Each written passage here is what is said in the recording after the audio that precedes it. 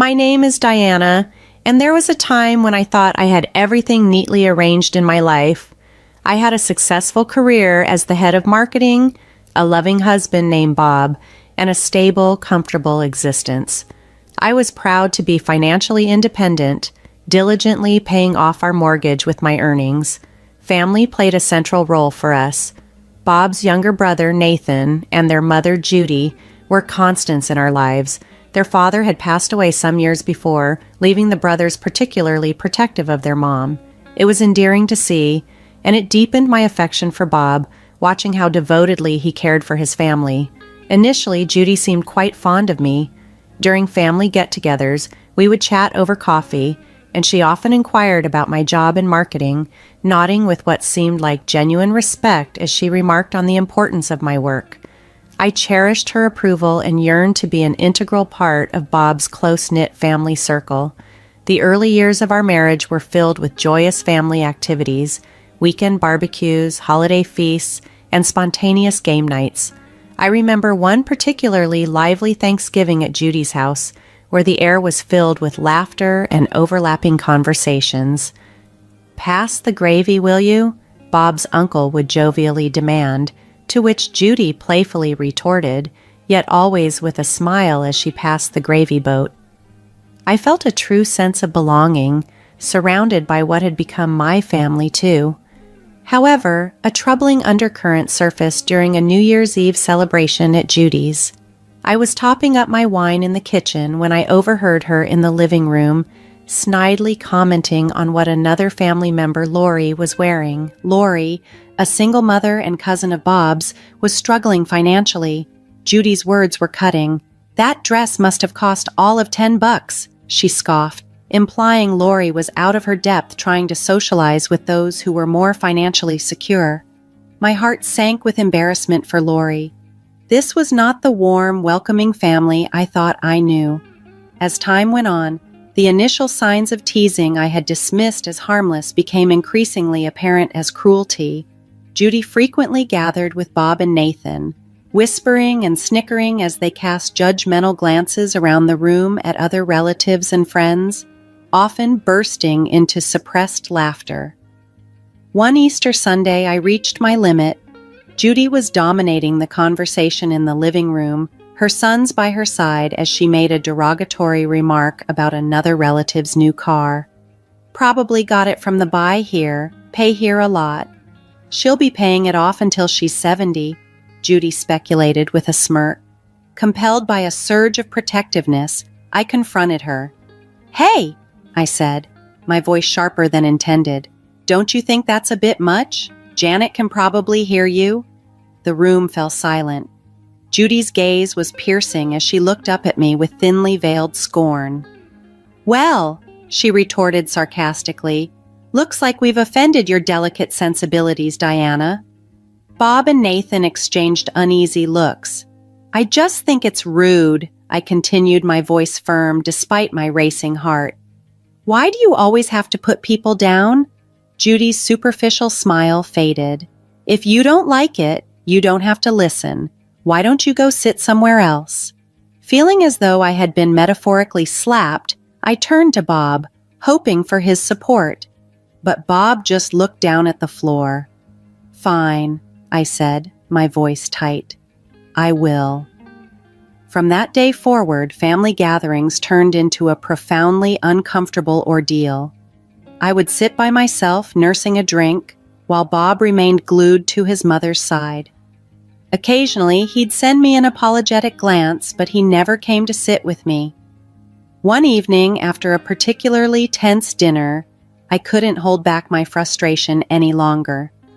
"Why don't you ever stand up to her?" I asked him.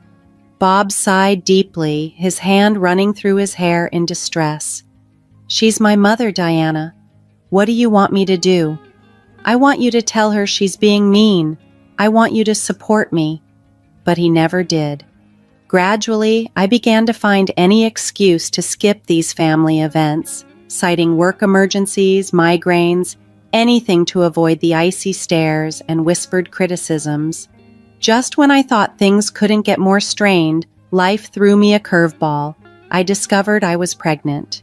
Holding the pregnancy test with its 2 pink lines staring back at me, I called for Bob, my voice quivering. He appeared at the bathroom door, concern etching his face.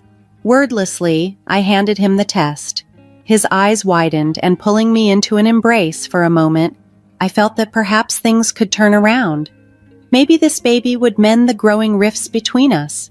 But the pregnancy was difficult from the start. I suffered from constant nausea, dizziness, and the looming threat of miscarriage. My doctor prescribed bed rest, and as the weeks dragged on, my condition worsened. My eyesight began to deteriorate, a rare and potentially permanent complication, making it impossible to continue working. Quitting my job, I felt more isolated than ever and deeply needed Bob's presence. However, Bob seemed increasingly distant.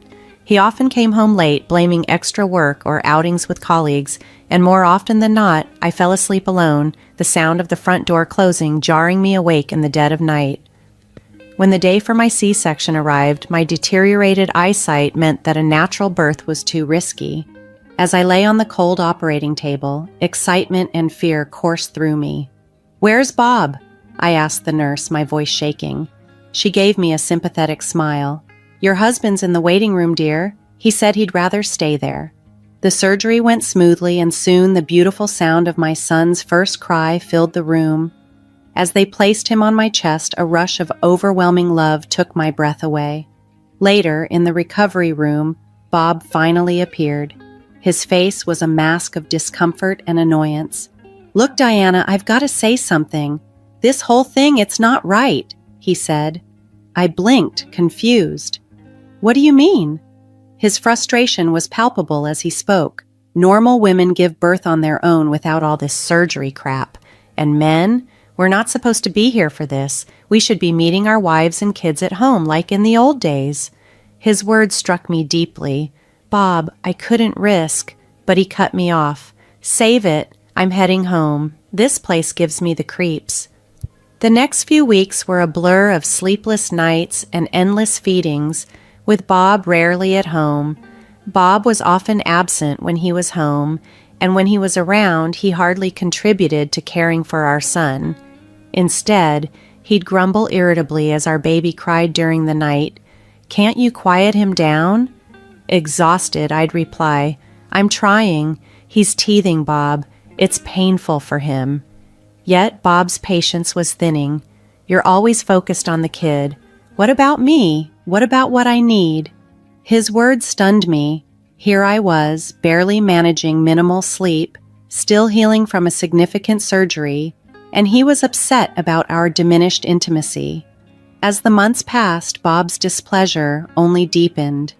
One night, while I tried to calm our restless 7-month-old, Bob announced abruptly, "You need to start working again." Shocked, I faced him. "But what about the baby?"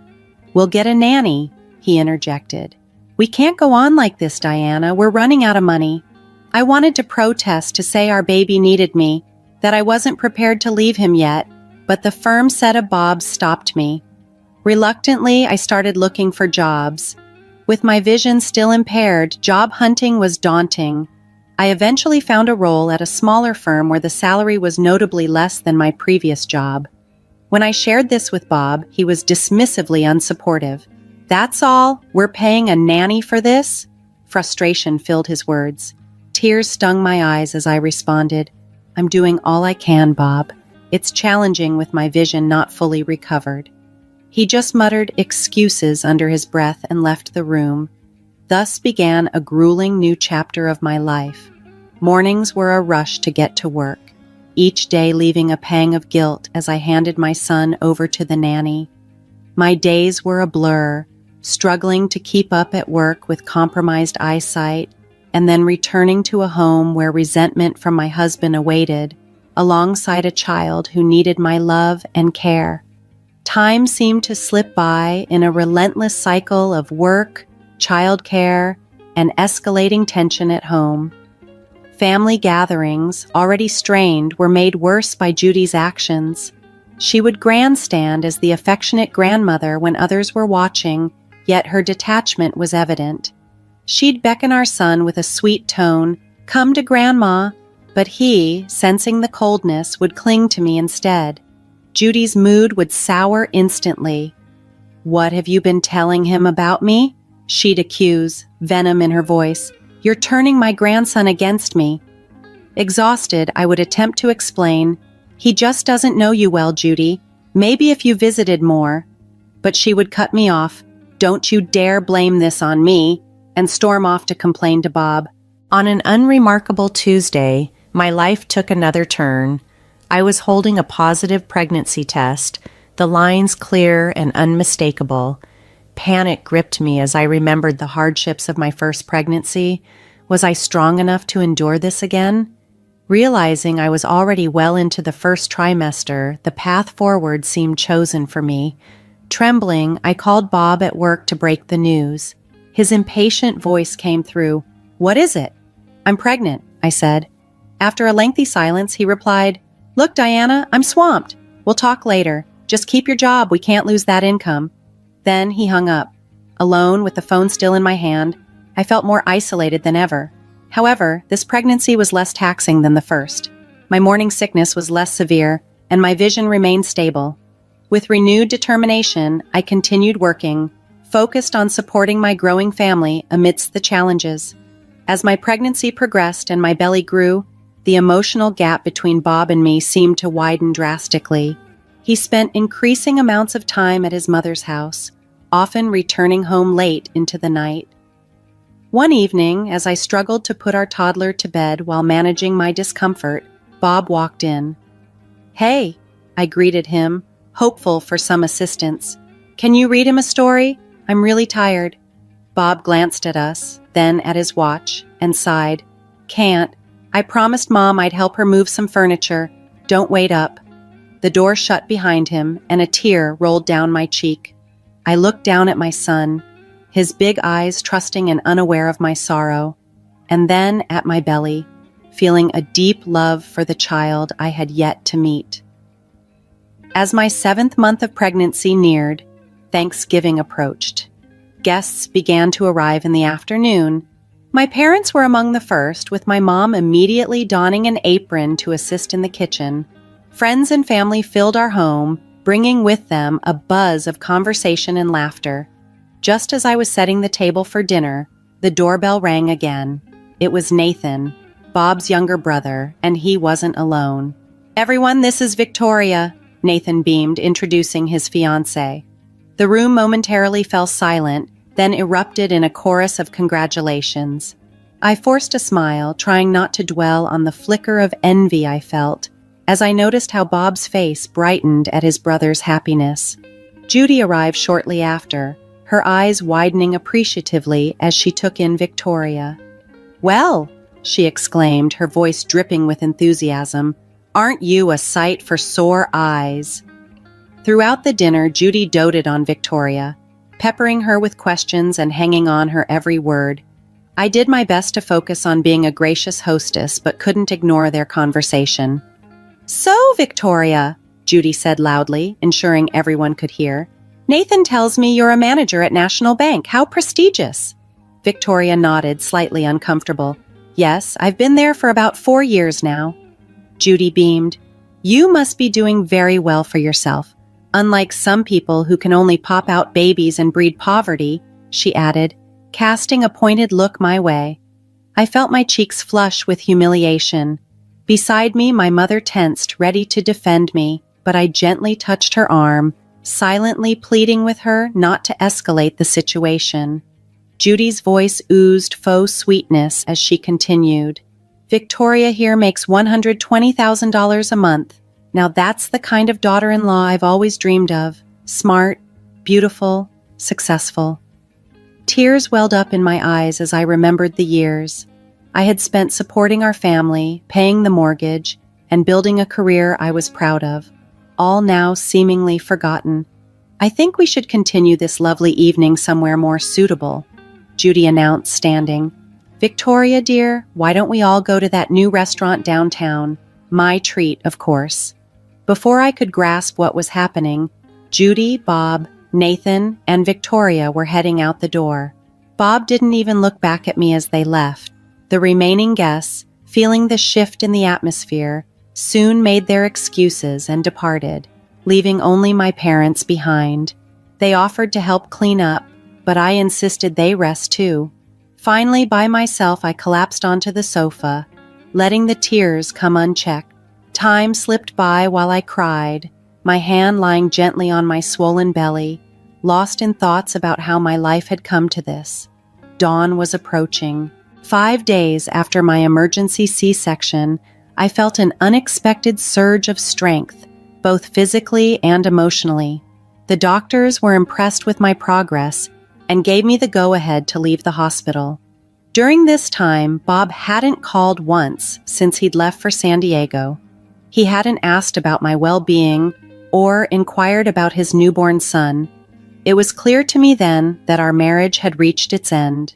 I reached out to my parents asking if the boys and I could stay with them temporarily. They immediately agreed and supported my decision. While staying with them, I had the chance to rest and recuperate as they doted on my sons. I began to research divorce lawyers and started gathering all necessary financial documents. A week after leaving the hospital, Bob finally called. I ignored the first 3 calls, letting them go to voicemail before answering the third. "Where the hell are you? Why aren't you at home?" Bob demanded, his voice a mix of anger and confusion. Taking a deep breath, I replied, "I'm at my parents' house with our sons. I've filed for divorce." There was a stunned silence, then he laughed derisively. "Divorce? Are you kidding me? After everything I've done for you?" "What you've done?" I retorted, feeling a rush of anger. "You mean like abandoning me right before I gave birth? Or draining our savings?" "Oh, get over it," he scoffed. "I'll pay you back, no problem. In fact, I don't even want to see you again. Do you know why? Because I'm going to be rich." He ranted about how Nathan's new wife had offered him a position at the bank, about their plans to start a financial company, and how they were going to become incredibly wealthy. "You never believed in me, Diana. You always shot down my ideas. Well, guess what? I'm free now, and you're just a loser who can't recognize potential when it's right in front of her." The divorce proceedings were surprisingly quick. Bob didn't contest anything, returned the money he had taken, and agreed to pay alimony. When it came to the house, I had years of mortgage payments logged that proved I had been the main contributor. The judge awarded me the house without hesitation. The day I moved back into what was now my house with the boys, Bob was there, packing up his last belongings. As I entered, holding the baby and with our toddler by my hand, he sneered, "Enjoy this dump while you can. I'll be in a mansion soon, swimming in cash. You'll see what you missed." He left, and with his departure, I felt a tremendous relief. The house felt more spacious and brighter. A year and a half later, life had settled into a new routine. I had returned to work and found a balance between my career and motherhood. Though it wasn't always easy, my boys and I were happy, healthy, and thriving. One ordinary Tuesday, my phone buzzed with a news alert that made my jaw drop. The headline read, "Local banker exposed as fraud, leaves family in ruins." The article detailed a shocking scandal. Victoria, Nathan's wife, had been orchestrating an elaborate con. She had convinced Bob, Nathan, and Judy to invest heavily in a non-existent financial company, leading them to mortgage Judy's house and drain all their savings into this phantom venture. Victoria had never actually been a banker.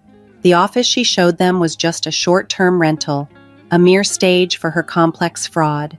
She vanished with millions, leaving behind nothing but counterfeit documents and shattered dreams. To make things even worse, it turned out that an extra loan had been taken to cover Nathan and Victoria's extravagant wedding in San Diego, the same event that had caused Bob to leave us. As I continued reading, a whirlwind of emotions hit me. Shock, confusion, and I must admit a hint of satisfaction. The aftermath was devastating. Unable to repay the debts, they lost everything. Their home, cars, and even personal possessions, all taken by creditors. Now penniless, I heard from others that Judy had resorted to a cashier job just to scrape by enough for a small apartment and basic groceries.